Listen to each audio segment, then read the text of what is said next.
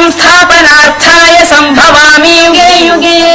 శ్రీ శ్రీ శ్రీ ఆచార్య ప్రబోధానంద యోగీశ్వరులకి జగద్గురు అయిన శ్రీకృష్ణ పరమాత్మకు నమస్కరించుకుంటూ త్రైత సిద్ధాంత భగవద్గీతలోని 12వ శ్లోకము 13వ శ్లోకము గురించి తెలుసుకుందాం ఈరోజు.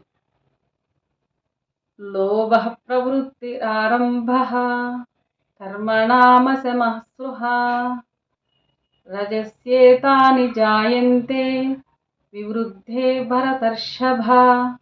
ఈ శ్లోకము యొక్క వివరము జీవాత్మ రాజసము గురించి తెలియజేశారు.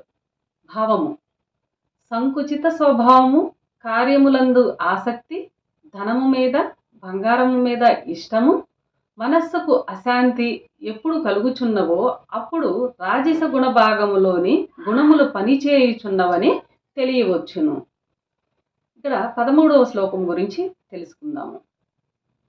అప్రకాశో ప్రవృత్తిచ్చ ప్రమాదో మోహ ఏవ చ తమస్యేతాని జాయంతే వివృద్ధే కురునందన.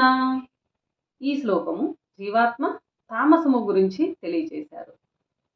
భావము: అజ్ఞానము, మజ్జుతనము, చెడు పనులు చేయుట అందే మనస్సు లగ్నము చేయుట ఎప్పుడు పొడచూపునో అప్పుడు జీవుడు తామస భాగములో ఉన్నాడని, తామస గుణములు జీవుని మీద పనిచేయుచున్నవని తెలియచున్నది.